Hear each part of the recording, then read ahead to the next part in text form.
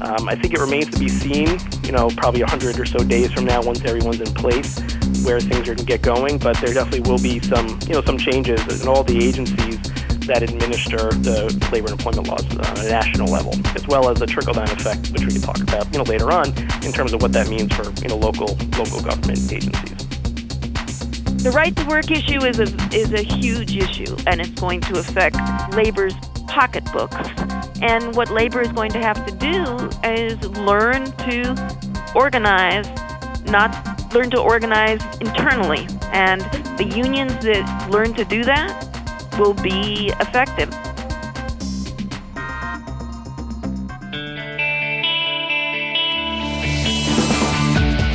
Welcome to the award-winning podcast Lawyer to Lawyer with J. Craig Williams and Robert Ambrogi, bringing you the latest legal news and observations with the leading experts in the legal profession. You're listening to Legal Talk Network.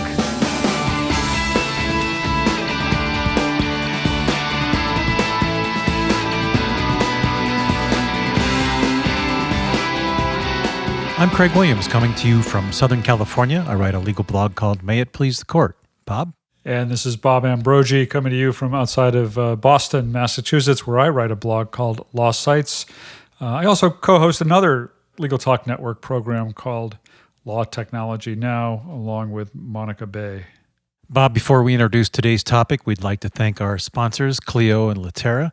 Clio is the world's leading cloud-based legal practice management software. Thousands of lawyers and legal professionals trust Clio to help grow and simplify their practices. You can learn more at Clio.com. That's CLIO.com. And Litera is the authority on document creation, collaboration, and control. Increase your productivity, collaborate securely, and ensure the protection of your vital information. You can learn more at www.litera.com. Well, we're going to be talking labor law today. The National Labor Relations Act was passed by Congress in 1935, the Taft-Hartley Act, written in 1947. These are some of the key laws governing labor relations in the United States today. Many other labor laws governing workforce and employers have really changed little, while the working world has changed quite dramatically over those years. So are U.S. labor laws due for a major overhaul? And also in recent months, President Trump has nominated Alexander Acosta to fill the Secretary of Labor spot after his first pick, Andrew Puzder, withdrew his nomination. Today on Lawyer to Lawyer, we'll take a look at U.S. federal labor laws, reform, current legislation, and the impact a new Secretary of Labor under a Trump presidency will have on the workforce and employers. To do that, today we've got a great lineup for you. Our first guest is attorney Howard Wexler. He's an associate in the Labor and Employment Group in Seyfarth Shaw's New York office. His practice includes the representation of management in employment litigation matters before state and federal courts, at trial and appellate levels, as well as federal and state agencies, including the National Labor Relations Board, Equal Employment Opportunity Commission, Department of Labor, New York State Division of Human Rights, and New Jersey Division on Civil Rights. In his role, Mr. Wexler has extensive experience defending both single and multi-plaintiff discrimination harassment cases, class and collective actions, as well as lawsuits initiated by the EEOC. Welcome to the show, Howard. Thank you. Great to be here. Also joining us today is Kate Bronfenbrenner. Kate is the Director of Labor Education Research and a senior lecturer at Cornell University's School of Industrial and Labor Relations, where she does teaching and research on union and employer strategies and organizing and bargaining in the global economy. Kate has also done extensive research on the impact of trade policy on employment, wages, and unionization. Prior to joining the Cornell faculty in 1993, Kate was an assistant professor in labor studies at Penn State University and worked for many years as an organizer and union representative with the United Woodcutters Association in Mississippi and with SEIU in Boston, as well as was a welfare rights organizer in Seattle, Washington. Welcome to Lawyer, Kate. Good to be here. Thank you. Thanks for joining us. One of the things that struck me in preparing for this show and thinking about this show is how union membership has changed since the 30s and the 40s when these major labor laws were written. When Congress passed the Taft-Hartley Act in 1947, something like 25% of the workforce was unionized then. Now, according to U.S. Bureau of Labor Statistics, it's about 10.7%, or last year it was, and that's down a little bit from 2015. So not only has the number of unionized employees changed dramatically, but the workplace has changed dramatically. And so it leads me to ask the sort of the fundamental question, I think. And Kate, I just wanted to kind of start the discussion with you as to whether our labor laws are outmoded and need rethinking. Well, our labor laws have never been enforced or interpreted in a way that you can ever measure whether we know for sure that they do need changing. We have a labor law that every presidential administration gets interpreted a different way, depending on who's president. And we have a labor law that has had certain groups that have never been covered under it, that during times in our history have been the primary job for huge numbers of workers. So, for example, in 1950, 80% of Black women in America were domestic workers. And yet, domestic workers were not covered under the National Labor Relations Act. A similar number of Latino workers were agricultural workers, and a very large number of Black and white workers at that time were also agricultural workers, and they were excluded under the Act. Not that the National Labor Relations Act couldn't cover those workers, but they'd been excluded because of the power of agribusiness and because, frankly, congressmen at that time, they were all men, couldn't imagine not having domestic workers, couldn't imagine having their domestic workers be organized. So from the beginning, we have had a problem that the law could be much more than it was. So we haven't seen it fulfill what it could be.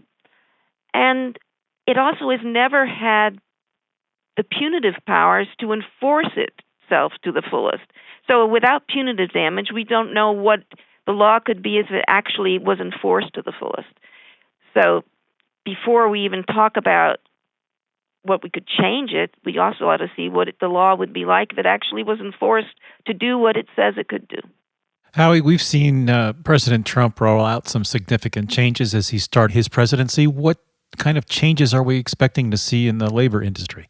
Sure. I think as the president now gets his cabinet and his heads of the various departments covering the labor and employment world in place, I think we're starting to see some indication of where things are going. First, he has put new chairs for the NLRB and the EOC. Phil Miscamara, who's going to be the new chair of the National Labor Relations Board, he's dissented in some recent Obama board decisions, including the quote-unquote quickie election rules, which shorten the time period from when a petition is filed by employees to when the vote happens. As recently as last week, in a dissent, now Chairman Miscamara, who's still in the minority in terms of Republican-Democrat split until the board is up to its full 5 members, described the current system as one with, has a preoccupation with speed rather than the actual substance and the vote itself, and one that we wouldn't tolerate for president and or for a high school election, let alone to determine whether or not employees are going to be represented by a union. So, I definitely think there will be some changes at the NLRB with Chairman Miscamara coming out with, his agenda. Same thing with the EEOC, where Vicki Lipnick is now going to be the head of the EEOC. Over the past few years, the EEOC has taken some positions that, some of the employer community have viewed straying from what the true meaning or the words in Title VII of the anti-discrimination laws are.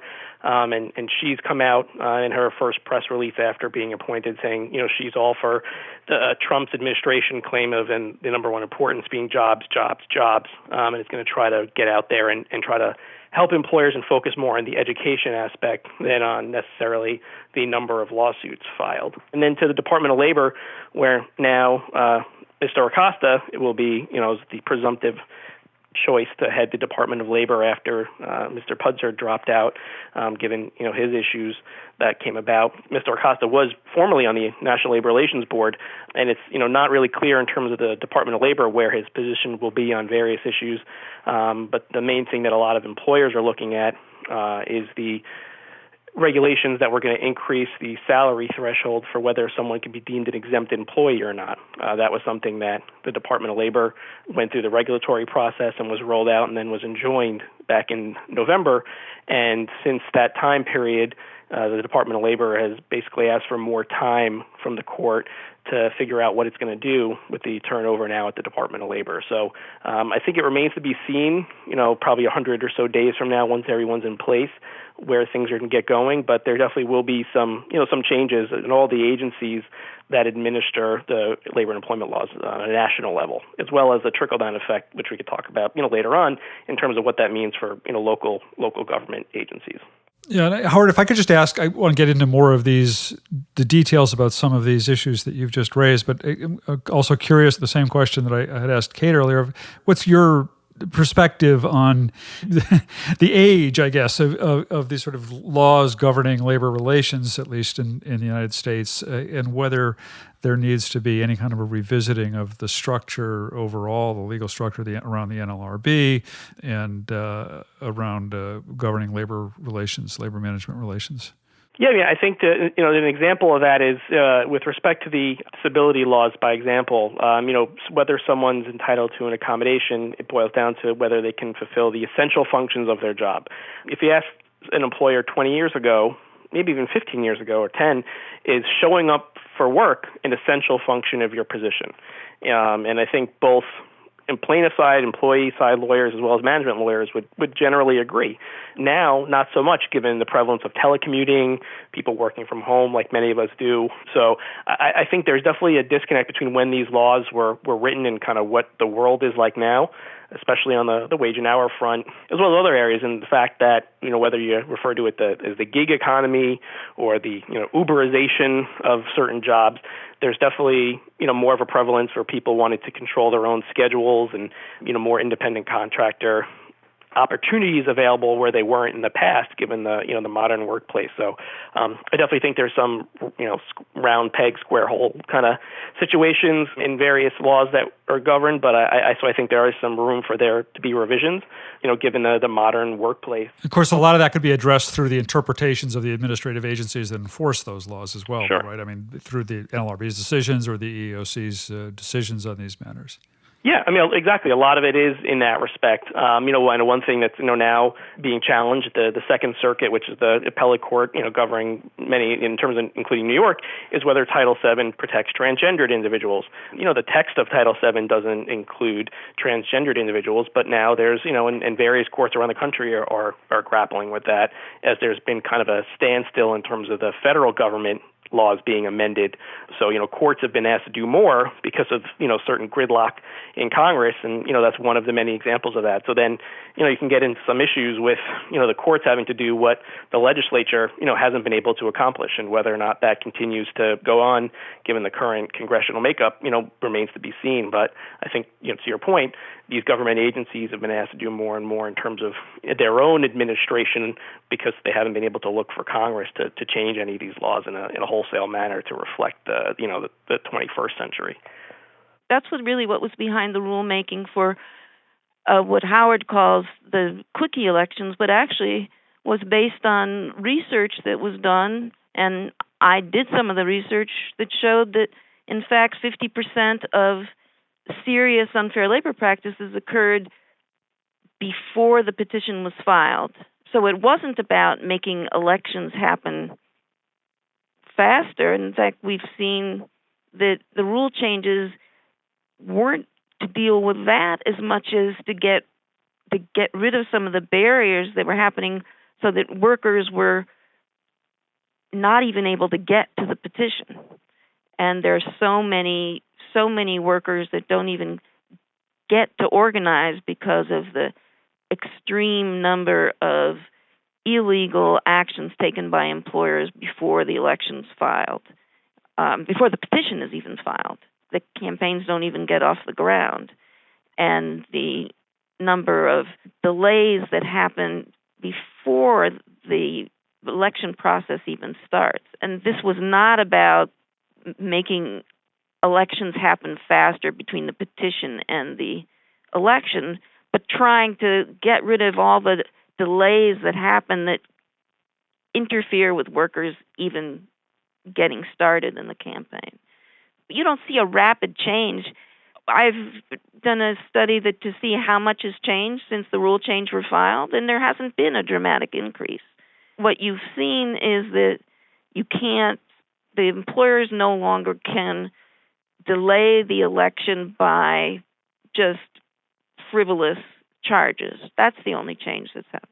I know, briefly with respect to, that issue, whether are there employers that commit unfair labor practices? There clearly are. But for example, this case that was decided last week, this European imports case that Chairman Miscamara dissented on, between the time that the challenges were worked out and the time of the election, there were 3 days from when employees were told, okay, you're now able to vote because of all the challenges that got resolved to when the election was. That's the exception. As I said, 50% of serious unfair labor practices happen before the petition is filed. I took 5 years of the population of elections, and I looked at the actual primary documents of unfair labor practice documents and looked through and found the actual date the unfair labor practice occurred. And half of them occurred before the petition was filed. And these are the NLRB documents themselves. This isn't a survey. This is the actual documents. And that's, huge that these happen. These are not trivial things. These are only the serious. This is only, discharges, interrogation, threats, harassment, wage changes, surveillance. These are not minor things. What should we expect to see happening with a Republican-dominated NLRB? What are the big issues that are likely to be addressed or that the Republicans would like to see, modified in some way through their control of the NLRB? Sure. I think picking up where we just discussed, the election rules are one where at least, the now chairman has indicated, having some issues with the obsession with the timing aspect of it. So that's one area where, employers are hoping there might be some change on. There's some other positions the board has taken recently. The most publicized one is in the Browning-Ferris case, which is currently on appeal, regarding the joint employer standard in terms of whether or not two related entities are both deemed employer for purposes of collective bargaining. Congress held hearings on it, on the issue, and the Department of Labor also has been involved in their own expansion, at least from the employer's perspective, expansion on that. But that's an area where the board has taken a different approach that the employer community has struggled with to get its hands around, and that's one that is probably the Browning-Ferris case itself, what the board decided is currently on appeal. But that's another one of the big ones from the past 4 to 5 years. One that I think affects employers on a day-to-day basis as well is the handbooks. There's been a host of decisions from the NLRB invalidating certain provisions from employer handbooks on things such as, as nuanced to, whether it's confidentiality policies, recording policies, ones, having employees be cooperative or respectful for each other.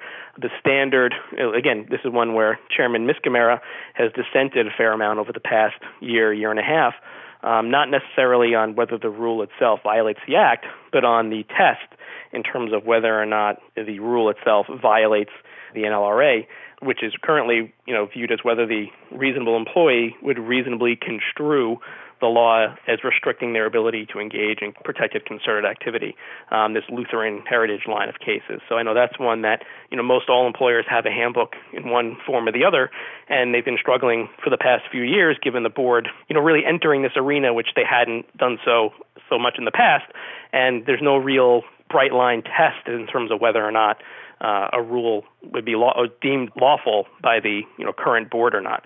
So I know that's another one that employers are really hoping to get some clarity on, because you want to have handbooks in place so that employees can consult them to figure out what your policies are, your practices are. And I think in the current state, there's really, as someone who advises employers on a daily basis, there's some ones that are clearly violate the act, but there's a lot of gray. And I think the purpose of having handbooks is so that you don't have gray, so that everything's clear and laid out clearly. And I think given the current state of the law and these decisions from the board, it's hard for employers to do that.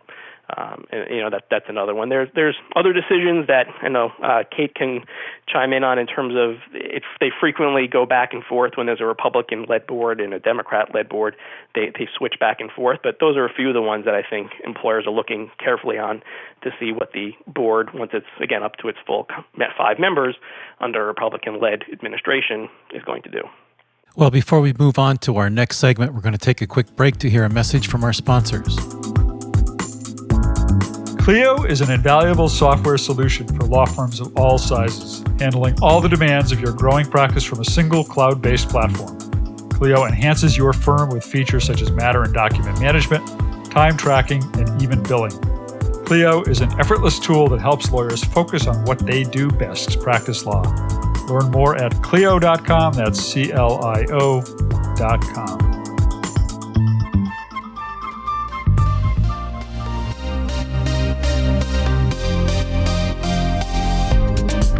Documents are the currency of business. They represent you in every business interaction. Executives need to know what changes have occurred in documents, what metadata risks exist, and how to encrypt, share, and collaborate securely. Litera simplifies the document creation and collaboration process to protect you from risk and loss of reputation. Litera offers better solutions for document lifecycle management so you can focus on doing what really matters. www.litera.com.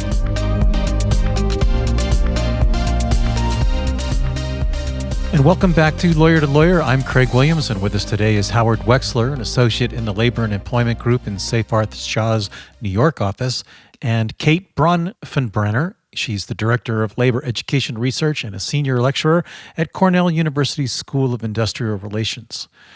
We've been talking about the appointment of the new labor secretary. Kate, I'd like to follow up with you about President Trump's intention. It seems that there is a significant amount of effort in the new administration to deconstruct federal involvement in various areas of the law and return power to the states. Do you see that happening here in the new appointment of Acosta? Well, I think that Trump does want to do that. What's unclear is whether he can do that in terms of labor law. The 14th Amendment is pretty clear, and since states have labor boards, the court decisions have come down over the years very clearly that labor relations law is very clearly a private sector law, belongs to the federal level, and they have not allowed states to make decisions on private sector employees when it comes to these decisions relating to organizing, other than your right to work. They have been allowed to pass laws about collective bargaining, but not organizing. So the other thing is that there's really a question of, how long Trump will be president, since all of these kind of decisions will be challenged through the courts up to the Supreme Court. And we've seen that with all the major labor law decisions were challenged up to the Supreme Court. And when you had a one-term president, they were reversed very often and went back down. And it takes more than 4 years for them to go up to the court. What about that right to work issue? Howard mentioned, I think earlier in his comments, that we might see sort of a trickle down effect towards the states in setting labor policy anyway. And I think it's roughly half the states have right to work laws now, and other states are still considering it. The right to work issue is a huge issue, and it's going to affect labor's pocketbooks. And what labor is going to have to do is learn to organize, not learn to organize internally. And the unions that learn to do that will be effective. And we've had public sector unions organizing successfully in the South for, 100 years, and they've learned to do that. And you see those unions have been quite strong. What do you mean by that? Organize their members to support the union itself? Public sector unions in the South have never had collective bargaining rights. They were not only right to work, they didn't have collective bargaining rights, and they gained collective bargaining despite the fact that there weren't collective bargaining laws. You see unions like CWA organizing very effectively in Texas, the teachers organizing across the South. We have a very strong teachers union. You saw SEIU organizing in Atlanta, public sector workers in Atlanta, and other unions organizing in Atlanta. So Atlanta is actually a union city. And unions are very powerful in Atlanta. You have steelworkers organizing in Alabama, Mobile being a strong union town. So that you have had unions being able to organize in right-to-work states, despite the fact they're right-to-work states. We have to remember that it's not too long ago that we had textile workers organized by Act 2 across the South. We had furniture workers organized across the South who left not because of right to work, but because, the tariffs and NAFTA. So it isn't that you can't organize with right to work. It's that you have to organize more effectively and strategically. In fact, the win rates under the NLRB have been higher in the South than they have been in the Midwest and the Northeast. It's just that the unions who win are unions who have a more effective strategy and have to work harder to stay organized. There are a lot of unions who don't know how to do that, and they're going to have to learn to do that or in right-to-work states, or they won't survive. Well, it looks like we've just about reached the end of our program, so we'd like to take this moment to invite our guests to share their final thoughts and their contact information. And Howie, let's start with you. Sure. Thank you for the time. I appreciate the time, and it's been a great discussion. And I think, 100 days from now, it'll be a different discussion in terms of we'll have some more clarity. But to the extent people are interested in discussing any of these issues, Howard Wexler, Wexler. My firm is Seyfarth Shaw LLP, so you could find me online or LinkedIn or Twitter. I think it will be an interesting time. And I think one thing we haven't touched upon is the Supreme Court. Obviously, there's a pending individual, Judge Gorsuch, who's up to be on the bench. And there's, a couple big decisions in the employment space that are going to be worth monitoring. The one involves class action waivers. That one is now going to be heard in the fall term. There's a circuit split on that issue, and that's a big hot button issue for employers, as well as whether or not the case that Justice Scalia heard oral argument but passed away before was decided, piggybacking this right to work discussion, the Friedrichs case about agency fees and public sector employers. So I think the Supreme Court and the makeup of the court, if Judge Gorsuch gets confirmed, will go a long way in deciding some of these issues. As Professor Bronfenbrenner said, a lot of these issues and almost all of them will end up down by the Supreme Court at some point. And whether and to what extent President Trump gets to put more than just one member on the court will go a long way in seeing how these issues get resolved long term. And Kate Bronfenbrenner, I can be reached at Cornell University either at my email, klb23, cornell.edu, or by looking at the Cornell website and searching just for my name. I'm very easy to find. Just if you know how to spell my name, which is Bronfenbrenner. I agree very much with Howard that a lot depends on the Supreme Court cases coming up and also just on what labor and what Congress decides to do, particularly both Democrats and Republicans in Congress, which way they decide to move and which way the public decides to move them. Yeah, there's a lot we weren't able to talk about today. The Supreme Court is a major one, as you say, Howard, and we didn't really get much into the EEOC or the Department of Labor and entities such as OSHA. So maybe we'll have to revisit it, as you say, in 100 days or so and see what starts to happen. But really happy to have both of you. We've been talking with Howard Wexler, Associate in the Labor and Employment Group at Seyfarth Shaw's New York office, and Kate Bronfenbrenner, Director of Labor Education Research and a Senior Lecturer at Cornell University's School of Industrial and Labor Relations. Thank you so much to both of you for taking the time to be with us today. Thank you. Thank you. And Craig, I guess that about brings us to the end of another show. This is Bob Ambrogi. As always, thanks for listening. Join us next time for another great legal topic. When you want legal, think lawyer to lawyer. Thanks for listening to Lawyer, produced by the broadcast professionals at Legal Talk Network. Join J. Craig Williams and Robert Ambrogi for their next podcast covering the latest legal topic. Subscribe to the RSS feed on LegalTalkNetwork.com or in iTunes. The views expressed by the participants of this program are their own and do not represent the views of, nor are they endorsed by, Legal Talk Network, its officers, directors, employees, agents, representatives, shareholders, and subsidiaries. None of the content should be considered legal advice. As always, consult a lawyer.